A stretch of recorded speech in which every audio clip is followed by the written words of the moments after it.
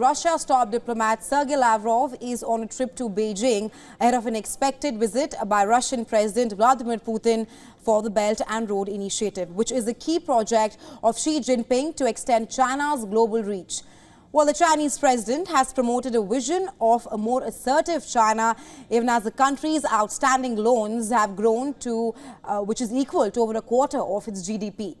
Representatives of 130 nations are expected at the Belt and Road meeting, and leaders have started trickling into the Chinese capital.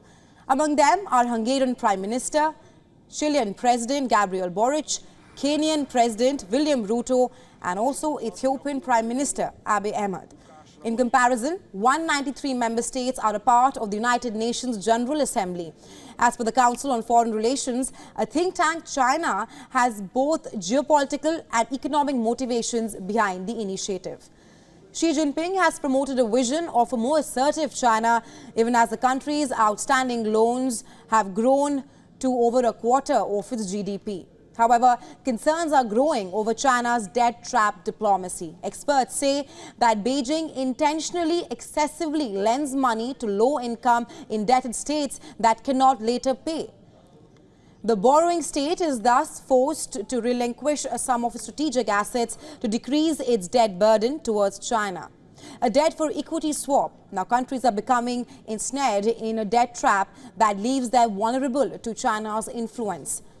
Kenya's President William Ruto will ask China for a $1 billion loan to complete stalled road construction projects in the country. Ruto's plan also includes a request to lengthen the maturity periods of the existing loans.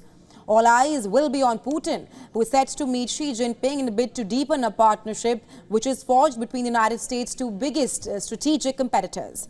Last month, Chinese Foreign Minister Wang Yi said that the Russian president gladly accepted Xi Jinping's invitation to visit China for the Belt and Road Initiative gathering. China and Russia declared a no-limits partnership in February 2022. That is when Putin visited Beijing just days before the war in Ukraine broke. The US cast China as its biggest competitor and Russia as its biggest threat. Putin has hardly ventured beyond his country's borders since the war broke out, and this week's trip is the first to a major global power. This year, trade between the two powers has risen to levels not seen since the beginning of the war in Ukraine. Chinese imports of Russian oil have offered Moscow a critical lifeline amidst the Western sanctions.